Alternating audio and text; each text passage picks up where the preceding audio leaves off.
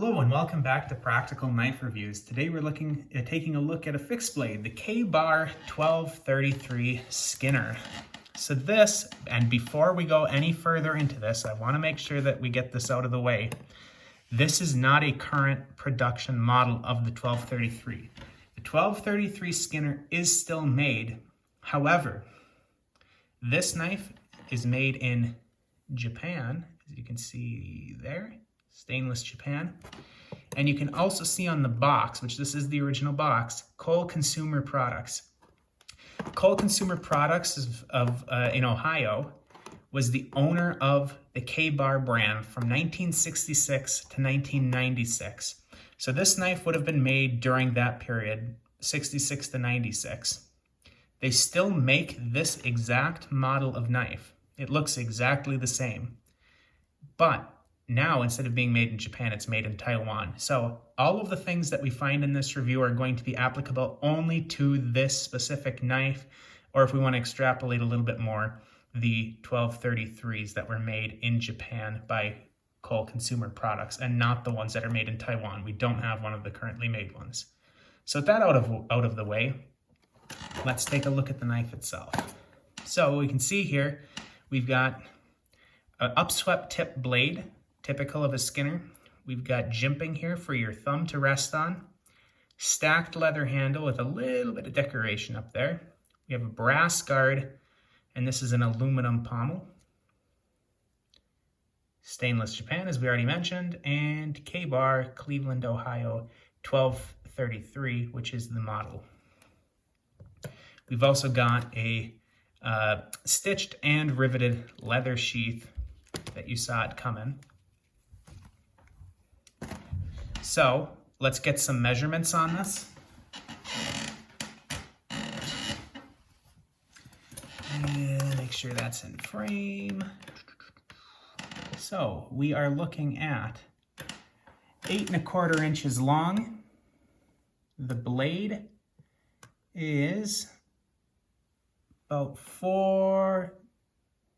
just about 4.5 inches long overall, with a cutting length of 4 inches. There's about 1/2 inch here that is unsharpened, just above the guard. You can see there's a lot of belly on that blade. And again, this is a dedicated Skinner. And the other reason that I want to point that out is look how thin that blade stock is. This is a very, very slicey knife, but it's not going to be something that you would use for just general outdoor tasks like chopping through wood or batoning or anything like that. This is a slicer. It'll be used for slicing and skinning and not much else. So let's see how much it weighs. Bring the scale into the picture here.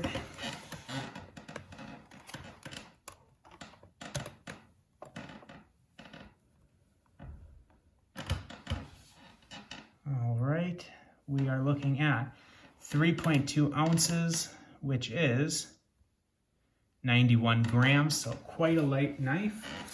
Let's check with the sheath, with the leather sheath in it, since that's what's going to be on your belt. And I can tell you it's also very light, yeah. 127 grams, which is 4.5 ounces. So 4.5 ounces for both the knife and the sheath. Quite a light package. Now, let's take a look at some light cutting tasks. First, we're gonna just see how well I've got this knife sharpened up, which is some regular old paper, and that should just about answer that question. I've got this knife more or less screaming sharp. Let's just make sure I've got this on camera. Of course, when I look at the camera, it doesn't go as well. But yeah, you can see quite clearly that the knife is very, very sharp. And now if you were, let's say, EDCing this knife, again, the good old cardboard test, see how this works? And we would expect it to go very well with how thin that blade stock is. And, well, got caught up a little bit at the end there. Let's take a different angle of attack. You know, it's going okay, but this is not nearly as well as I would have thought through the cardboard. It's putting up a little bit of resistance, but not bad. But like I said, would have expected a little bit better from how sharp that blade is and how thin the stock is. You would have expected it to just tear through it. But we're gonna take it out for some outdoor tests in just a second. But before we do that, Mom, what do you think of the K-Bar 1233 vintage model made from 66 to 96, as we said? It's a very pretty knife, and I really like the banded handle. The blade is really shiny and pretty, but from a functional standpoint for me, I wouldn't be doing a lot of skinning, so that's more of an aesthetic knife for my purposes. Yeah, and I guess one other thing to mention, look at the high gloss on that blade. It is a absolute mirror polish on there. So just worth mentioning before we going out and taking it. But yeah, I mean, you're right. We don't do a whole lot of skinning around here, but you could definitely see where somebody that was doing a lot of skinning, this would be something for them. But let's go check it out and see how it works for us, just around the house. See what it can do on just some more general slicing tasks. We'll be back in 1 second. So now we're going to do not something that you would typically expect to do with this skinning knife, the K-Bar 1233. Mom, hold the knife in frame. Lower, lower. There you go. But instead what we're going to do is see how good of a slicer it is, because it's a very slicey blade. As we said, it's screaming sharp right now, and it's a very, very thin blade with a nice upswept tip with a lot of belly. So we've got this leftover, and right now it's cold, smoked and baked ham. So this is actually a lot firmer than you would expect, but it'll give a nice little test for how you could do, let's say if you took this knife out to go to your hunting camp or something like that. So, Ma, you want to hack at it? Sure. Let's get a good angle here.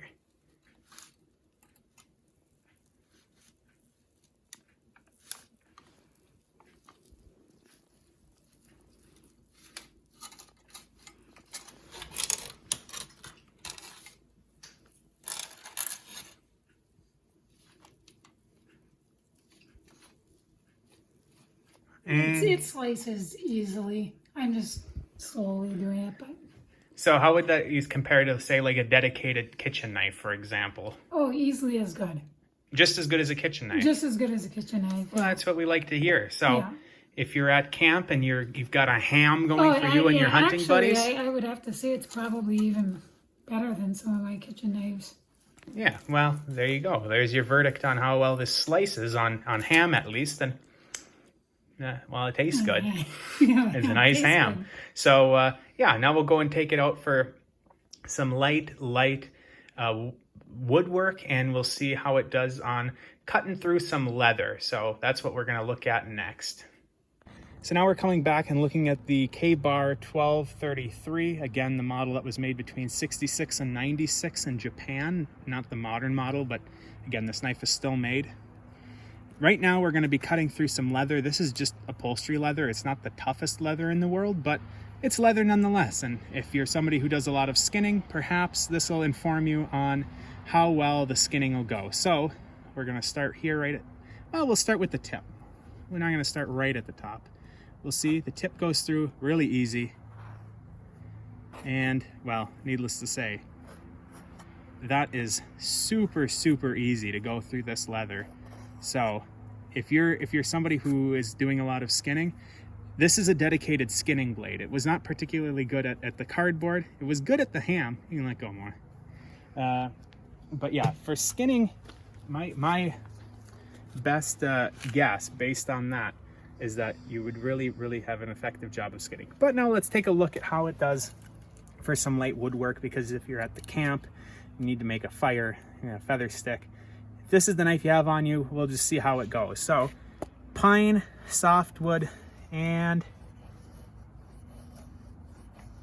once we get through that first layer, and this wood is a little bit wet right now, but yeah, the blade is thin, so I'm kind of just riding on the surface at the moment. But if I get that angle right, you can see that the curl quality, so that one I dug in a bit too deep. If you get the angle just right with this knife, the curl quality is really, really nice, and it's quite simple to get through there. So not the best curls in the world overall. Frankly, I was getting the angle not quite right most of the time, since I haven't feather sticked with this knife before. But you can see when I do get that angle right, they make really nice curls. And I definitely, once I got the hang of the angle and make those nice curls, you'd definitely be able to start a fire with that. But let's see how we do on oak. This is red oak, hardwood. Let's see how we do on that. And just while I'm feather sticking here, I'm going to mention that this is about the only fixed blade that, I think it's the only fixed blade we've tested so far that I haven't batoned with. That's for obvious reasons. Look at how thin that blade is. And with the upswept tip, this is, well, we got a phone call coming in. I'll turn that off for a moment. This is absolutely not made for batoning. You would probably break the tip right off. And the other thing I'm going to mention at the moment is that with this being the vintage model made in Japan, I have no idea what steel they were using at the time. And I looked on the internet, there's no indication of what stainless Japan was in terms of the actual steel. But we'll, you know. So there's no batoning in this video, but feather sticking we can do. And again, I'm not getting the angle right most of the time. It's a really thin blade, so you really do have to hit it just right. But you can see the quality of these curls is actually pretty good, especially for being oak. This feather sticks better than you'd expect. So that's the end of the test that we're going to do on this. I just want to mention that the current price that you can get on this knife, again, the modern version is made in Taiwan. This is a version that's at least 24 years old, but probably closer to 35 or so.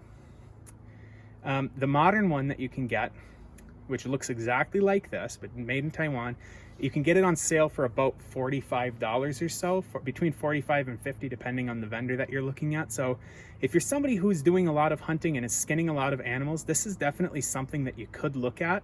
That's not particularly expensive for a skinning knife, a dedicated skinning knife, $45.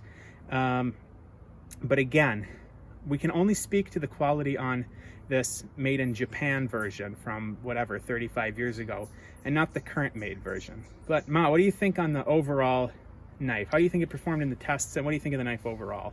I thought it did a really good job on the feather sticking.